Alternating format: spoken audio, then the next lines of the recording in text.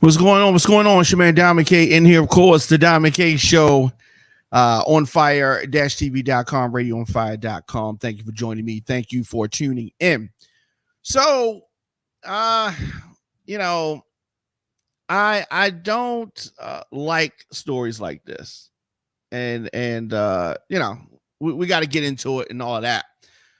But I believe that the children are the future. They are.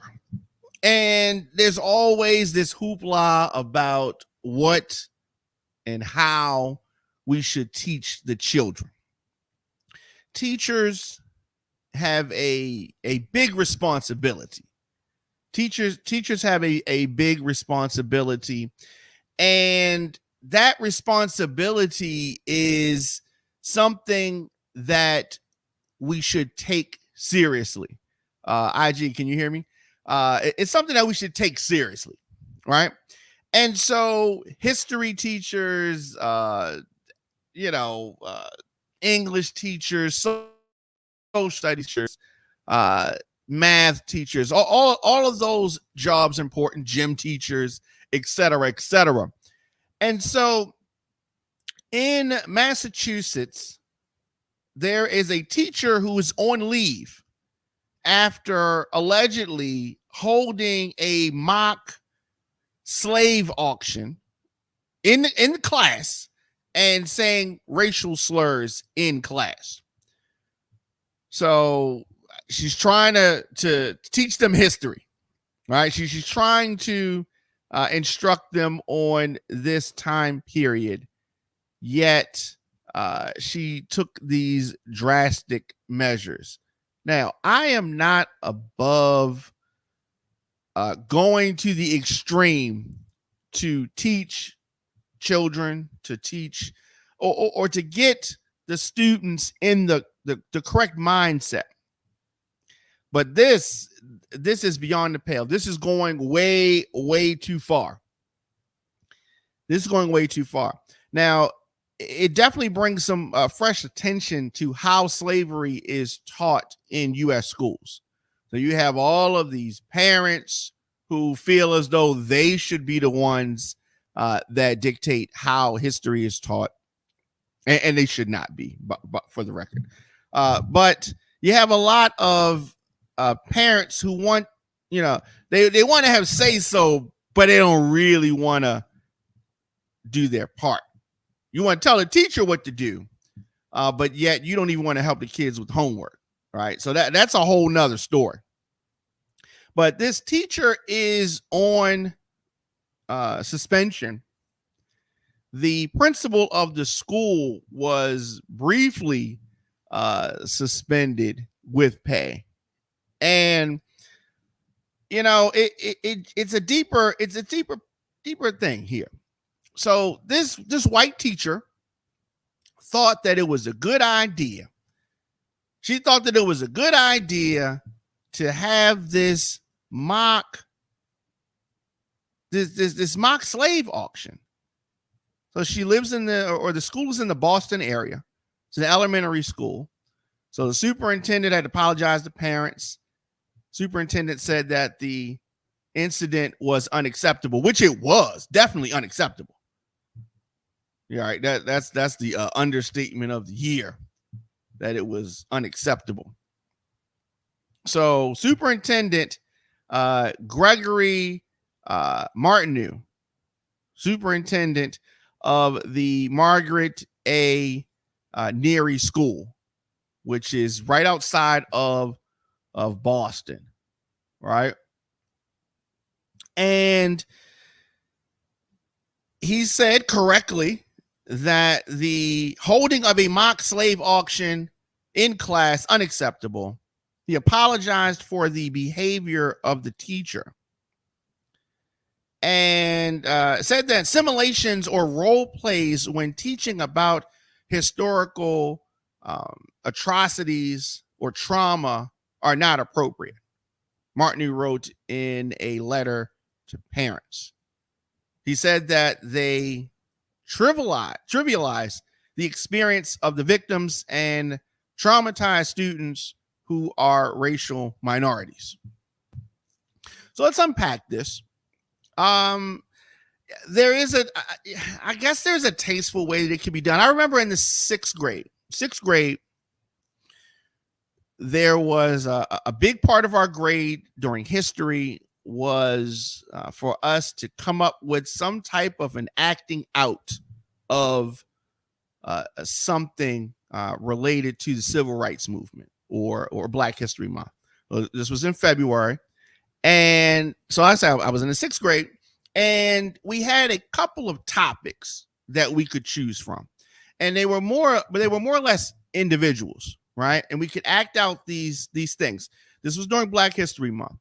So there was Harriet Tubman, there was Martin Luther King, a couple of important figures in history. It was like 5 choices. And the group that I was in chose Harriet Tubman. And what we did was we reenacted Harriet Tubman freeing some enslaved people.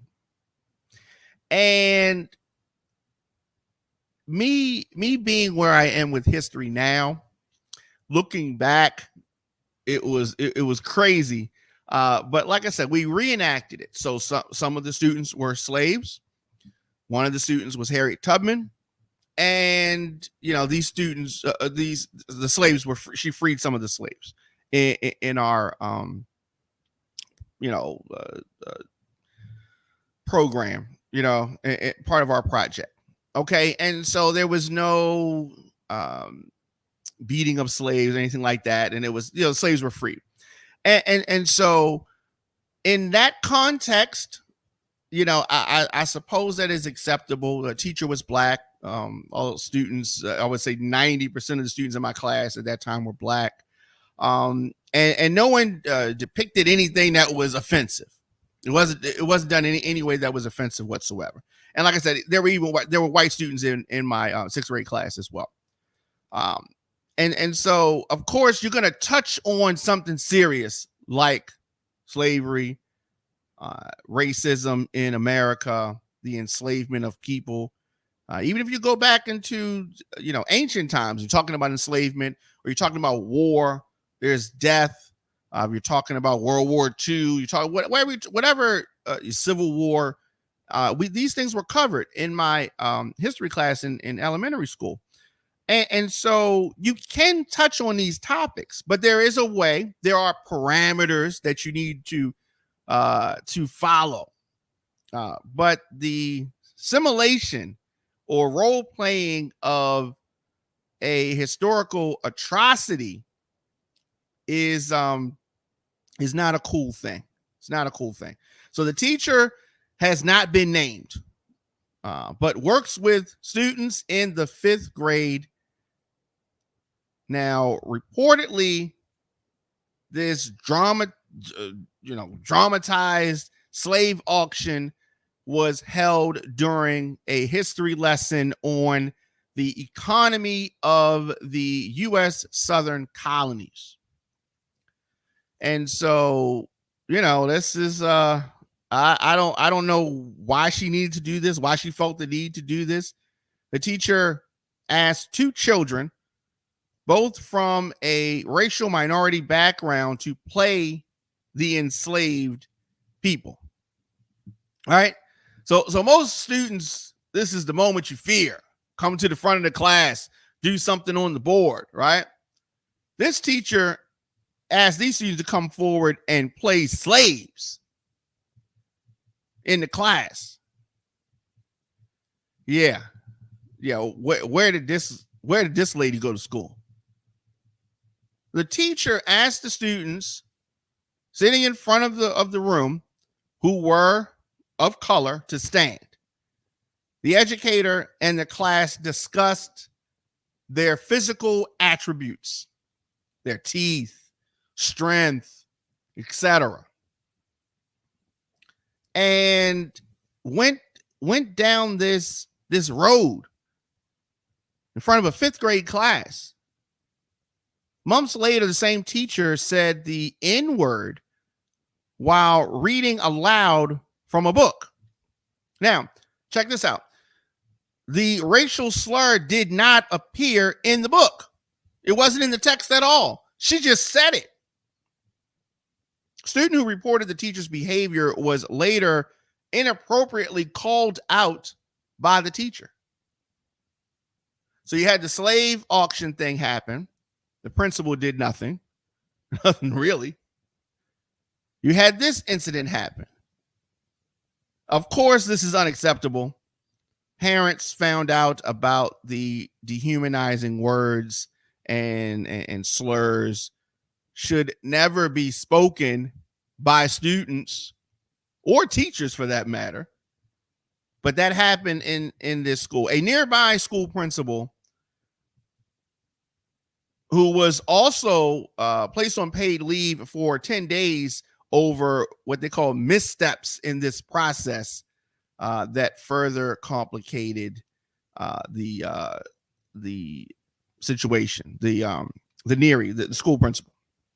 So this case in Neary is one of at least 2 high-profile instances of racism cited in Massachusetts grade school in recent months.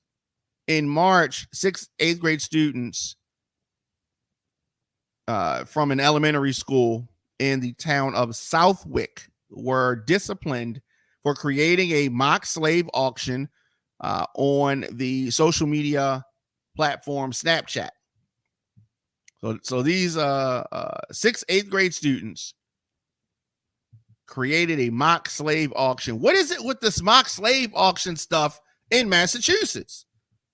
So investigators said that they were pursuing criminal charges against the teens for allegedly participating in what they call hateful, racist online chatter that include heinous language, threats, and of course, this mock slave auction.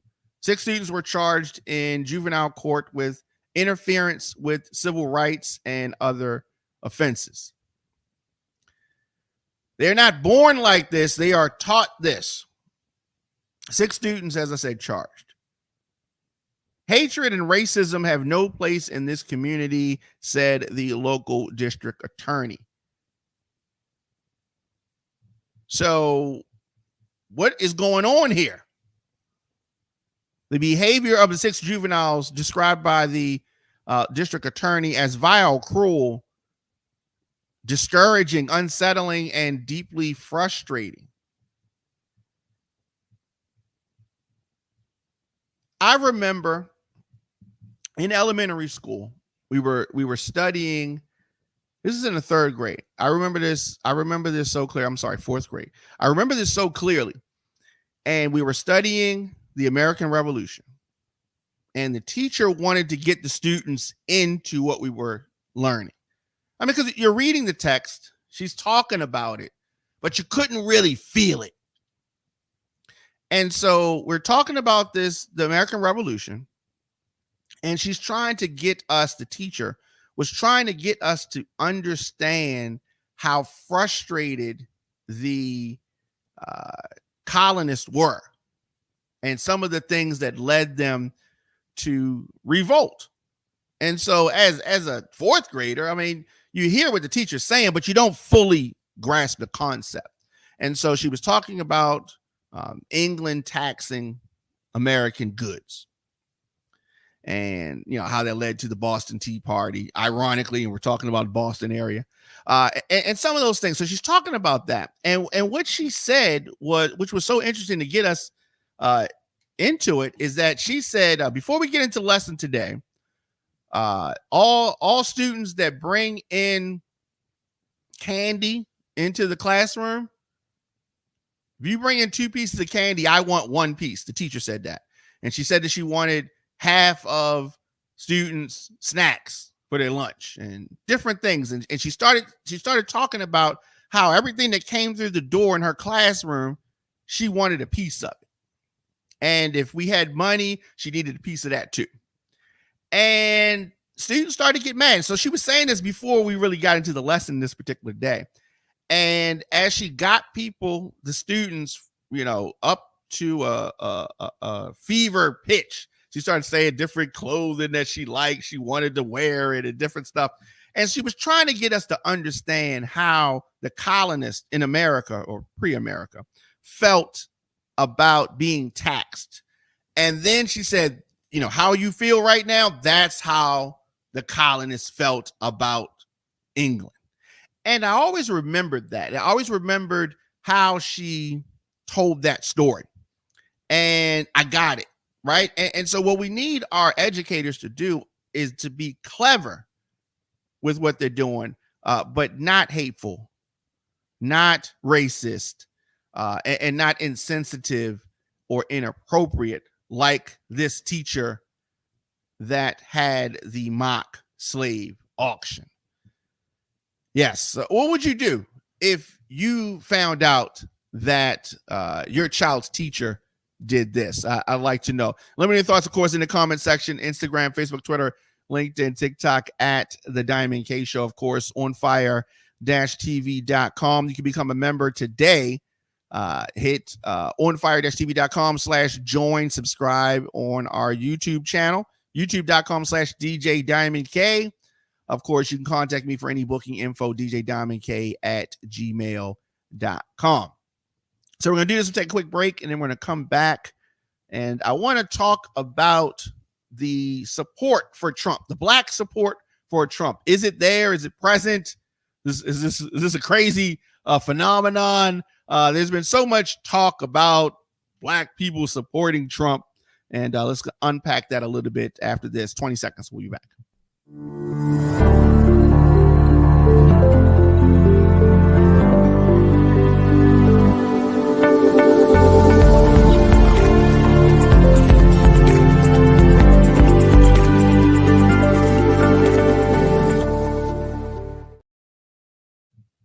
Welcome back. Your man Diamond K in here, of course, the Diamond K Show. Anywhere you get your podcast, you can search the Diamond K Show. It's Apple Podcasts, Spotify, etc. And make sure you hit that subscribe button. So whenever mainstream media wants to talk about black support in politics in the hip hop community for whatever reason, they seem to want to talk to Charlamagne of the Breakfast Club. And he says that black support for Trump has been overstated. He was doing an interview with the BBC. And I agree with that. I do agree that black support for Trump is overstated. And they overstate it all the time. This is his camp trying to overstate things. Why? Why do they want to overstate? They want to project. When he came down the escalators in 2015, he came down to a room or a lobby of paid actors, right? They were paid actors. And those actors later on, actually, the people that he paid over time actually became real people because, perception became reality. So his campaign wants to keep saying that he has black support. And, you got your Tim Scotts, if you want to call him black, Clarence Thomas, those type, right? Byron Donalds, those types, if those are what you're calling the black supporters, okay, he has those people. And if you look at his crowds, a lot of times you see some of the folks that kind of travel with the Trump circus, right? But do you really know a lot of black Trump supporters? They talk about, black males. Are these black males going to go and vote for Trump? I don't know. We'll have to see. I don't know a lot of black Trump supporters, and I know a whole lot of black people, needless to say. So the Biden campaign is trying to go after black voters. Trump claims to be going after black voters, and with his arrests, with his charges, those ugly sneakers, these were all things that he claimed were attracting black people. Black voters have a very up and down history in this country with voting. It's been a lot of back and forth, up and down.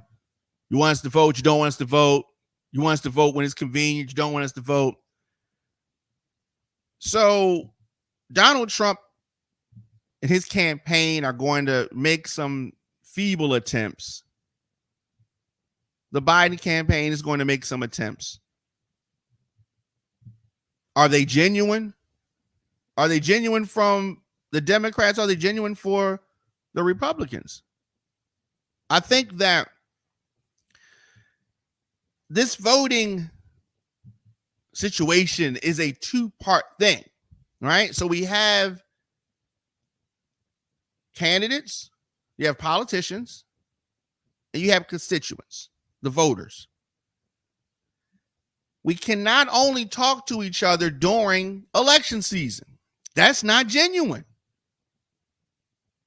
The voters, the constituents, we have got to interact with, have conversations with the elected officials once they get in office.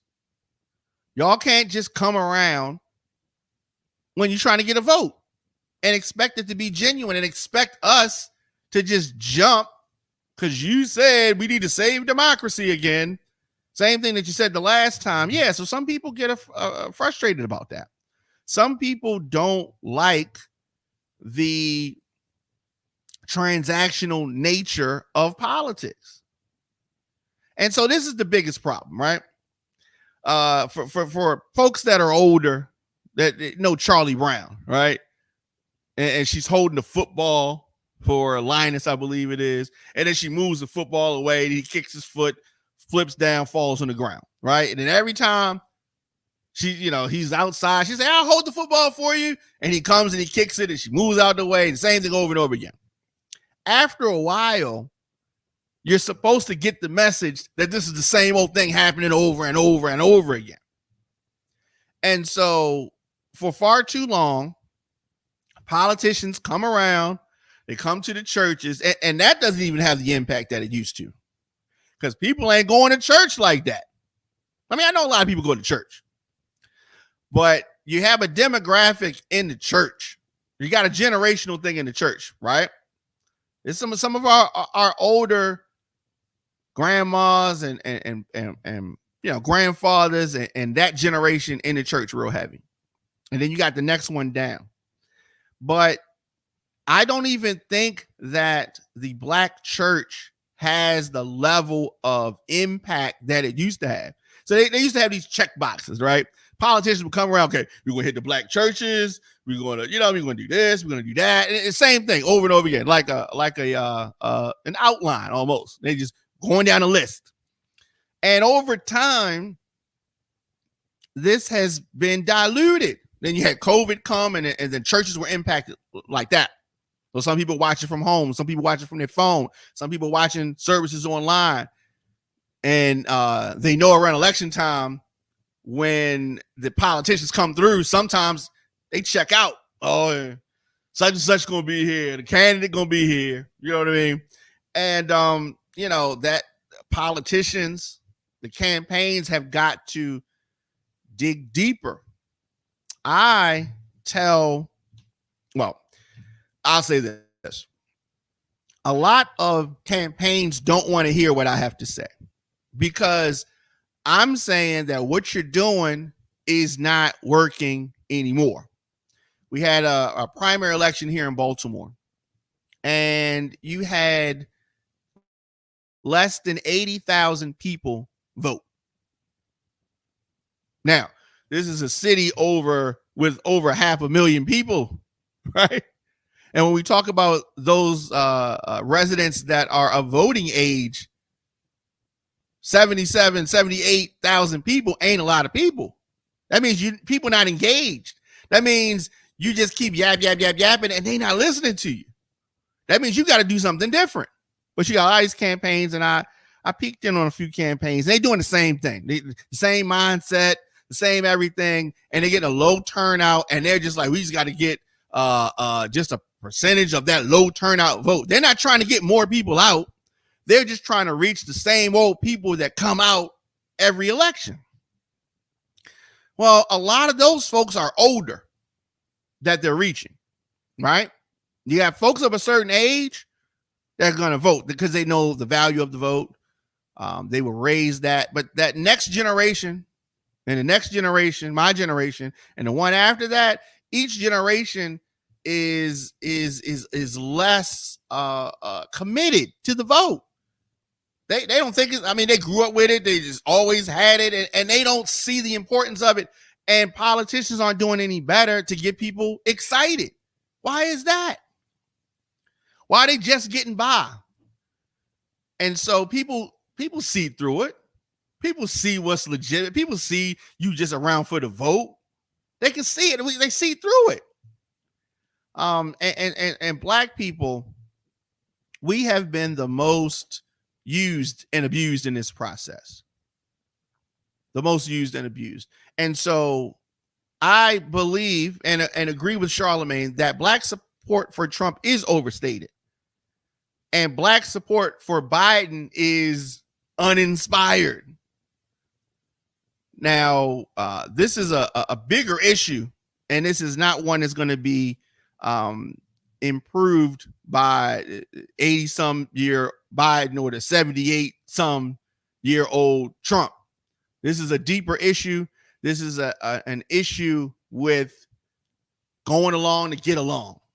So some of these politicians have got to take a new approach to this. I mean, otherwise you're just going to have numbers of voters keep dwindling down. Now, on the bigger scheme of things, some of these politicians don't care if it's 10 people that vote for them over 110 people or 100,000 people.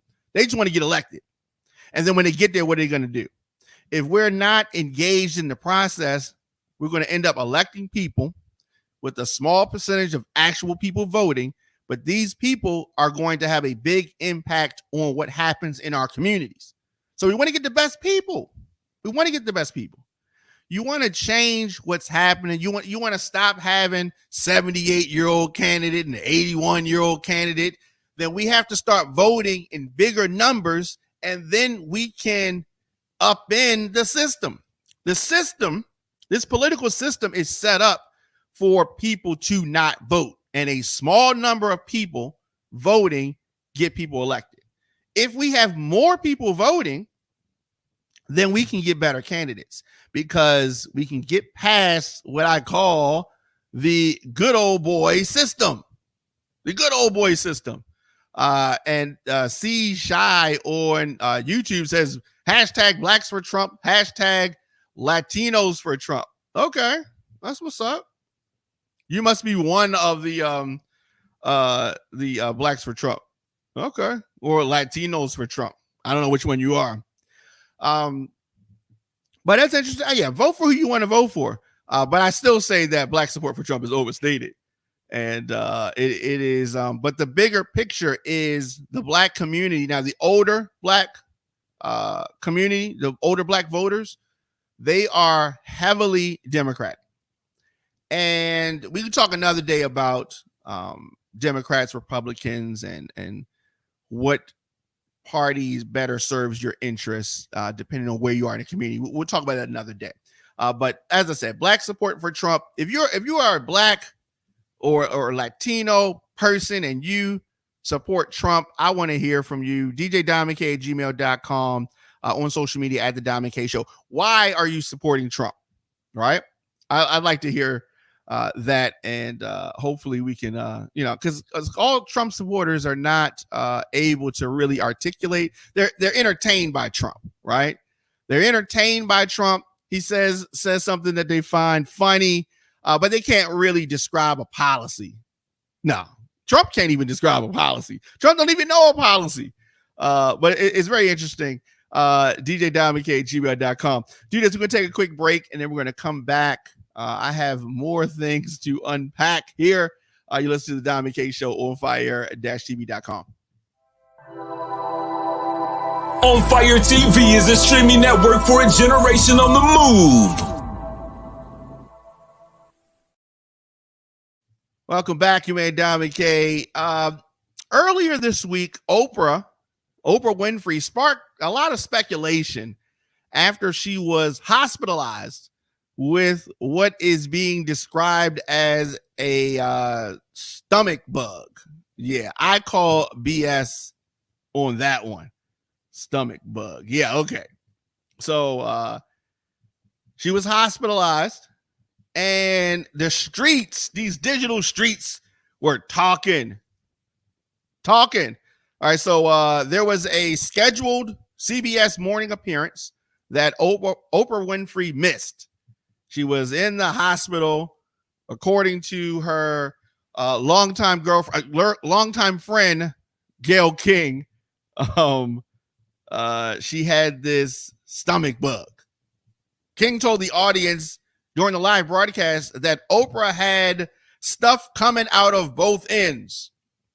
Yes, she was able to intimately tell us that Oprah was throwing up and, had the bubble guts, leading to dehydration and the need for the hospital to administer an IV.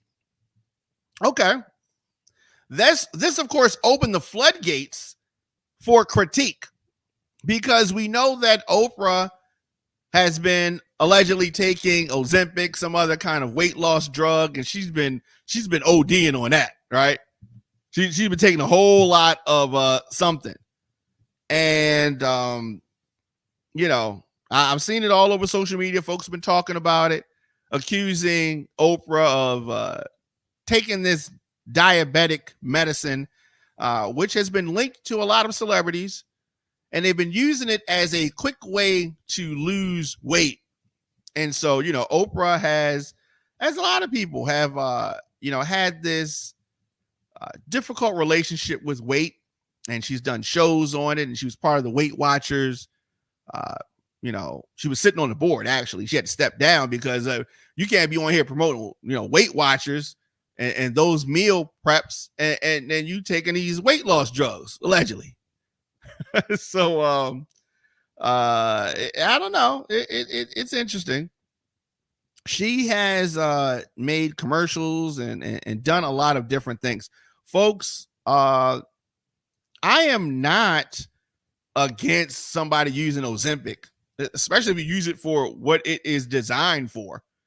But stomach flu, Oprah Winfrey hospitalized for a serious stomach thing, and then they call it a stomach flu. Oprah wanted to get in front of this. And of course, her girlfriend, Gayle, is Gayle the reason why Stedman is in the outhouse? We're getting sidetracked here. Anyway, Oprah was in the hospital for this very serious stomach thing, her reps are saying. And her good friend Gayle offered some unpleasant details. Can you just visualize Oprah sitting on the toilet, right? And then leaning over and throwing up in the sink. And she's just a regular person, just like anybody else. It happens. I had a what do you call it? Stomach. I had a stomach virus once. Oh my God. It was the worst.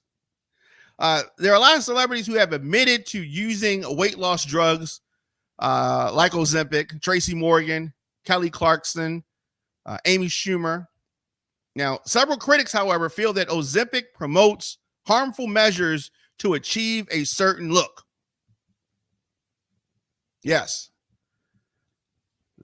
I have heard of several folks on Ozempic who have gone through this exact thing that Oprah went through. The fake stomach virus, whatever she's calling it. Now, she has recently, Oprah opened up regarding her role in diet culture and admitting to using weight loss medication herself. She did this 3-hour special called Making the Shift. She apologized for being what she calls a major contributor to diet culture in this country. And a little while after that, she's in the hospital with a serious stomach something. Let me know your thoughts, of course, in the comment section, Instagram, Facebook, Twitter, LinkedIn, TikTok, at The Diamond K Show. Do you have any problem with Ozempic and celebrities taking it? Are you trying to take Ozempic or some other variation of this? Yeah. We'll be back right after this. You listen to The Diamond K Show.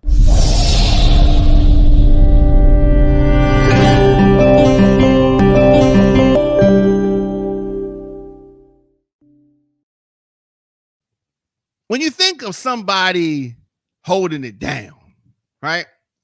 When you think of somebody being solid, this woman says that she is solid for waiting for her husband for 13 years while he was locked down. All right, that is something that is commendable. Just doesn't always happen, right? Doesn't always happen. So this lady says that she is solid, and a lot of folks agree with her. That, you know, could you wait 13 years for your spouse to come back? Famously, Papoose didn't wait 13 years. Papoose waited for a good amount of time though, and sadly, that relationship is it seems like it's in shambles. Now I don't know. It just seems like the Papoose Remy Ma relationship is in shambles. Of course, we're not talking about Papoose and Remy Ma, but this lady posting that she waited for her man to come home and he's back home, and I think that is good. If that's what she wanted to do and she held it down for him, shout out to her. Not a lot of ladies out there like that, right? Or men, because women get locked up too. Not a lot of ladies out there that would hold it down. So I'm happy for happy for him, happy for them. And well, could you do that? Could you hold it down for somebody who is on the inside? I guess it depends. I think it depends on who it is. I think it depends on how long the sentence is. A lot of things. Sad news. And it seems like there are more and more stories like this, right? So this husband is dead and his wife is in critical condition. After what? This guy's from Texas, and he and his wife were electrocuted by a hot tub at a resort in Mexico. Sad story here. Now, according to the reports, the 43-year-old and his wife, 36-year-old, were staying at a private resort in Mexico. The couple decided to sit in a jacuzzi just after 8 p.m. on Tuesday. Officials believe that the tub had a surge of electricity. It ran through it while the guests were using the tub. And so, that is what caused it to happen. Now, a witness noticed that the couple wasn't moving in the jacuzzi. The witness says that she tried to enter the water, but was shocked herself. Video of the aftermath shows the panicked guests performing CPR on the couple. And the gentleman died after being electrocuted, and his wife is currently in the hospital in critical condition. There is an investigation underway right now. So that is a sad story there. So much happens to folks going to Mexico. And I'm not saying that this is, caused because they went to Mexico, but that's a sad thing right there. Hopefully his wife will make a recovery. And I just feel sad for them. I mean, this is like a what you call it, a freak accident. That's a freak accident, not something that normally happens. All right. And so, definitely, we are sending our prayers to that family. Let's do this. You're watching the Diamond K Show. We're going to take a quick break. We're going to come back. I have an interesting story. I want to know whether or not this child is ungrateful. Yeah. So I have a story that I want to share with you. The parents feel that the child's ungrateful, and we're going to talk about that 20 seconds. Right after this, you listen to the Diamond K Show on fire-tv.com. Who's running this club? The Diamond K, Diamond K, Diamond. Who's running this club? The Diamond K, Diamond K, Diamond, Diamond K, Diamond K, Diamond, Diamond K, Diamond K, Diamond K. Show me what you got. Show me what you got. Make it hot. Show me what you got. Welcome back to the Diamond K Show, of course, on fire-tv.com. So these parents are shocked after their daughter refused to accept an older car that they bought for her. So many times, you know, you want your parents to buy you the car. Sometimes the parents, you know, leave the car down. I don't know if y'all seen this commercial. They have this commercial that goes around, and you know, it shows the guy getting the car, and then he ends up passing the car on to his kid. And you know, when I was a youngster, I would have loved any car. And so these parents are upset because their daughter has refused to accept the older model car that they bought for her. And so, you know, the parents reach in their pockets and, you know, go out and think that they're doing something good, right, for their child. And so, you know, the expression that they have that says beggars can't be choosy, right? You've heard that expression before. And so I think that part of the problem, sad to say, part of the problem is the parents in this story, because they created this spoiled, entitled child. So if I went out and bought a car, and then it turns out that they say, "Oh no, that car is too old for me," or you know, whatever. I mean, it's just, you know, you can walk, but here's the thing: the parents that went out and did that are going to still pick their child up from everywhere. They're going to still send them money to get where they got to go. Like, they're still going to make life easy for that child, because that's just what parents of this mentality would do. Yeah.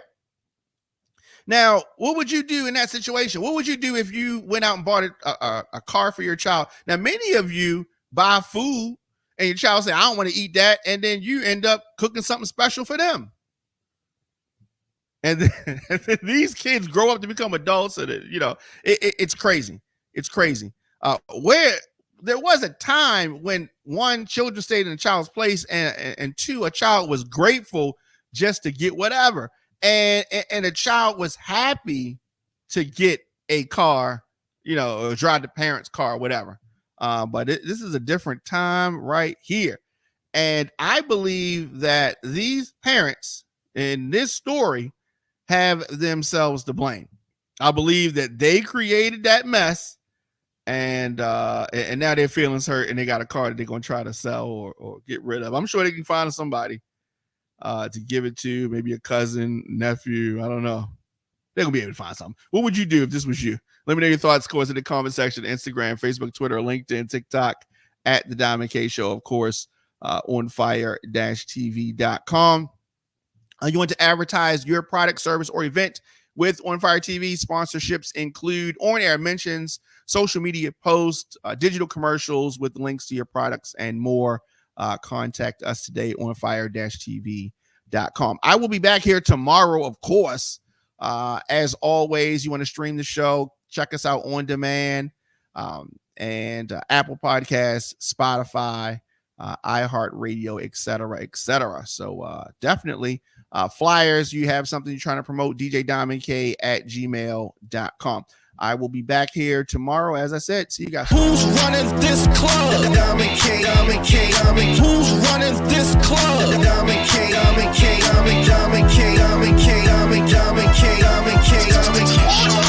me what you got. Show me what you got.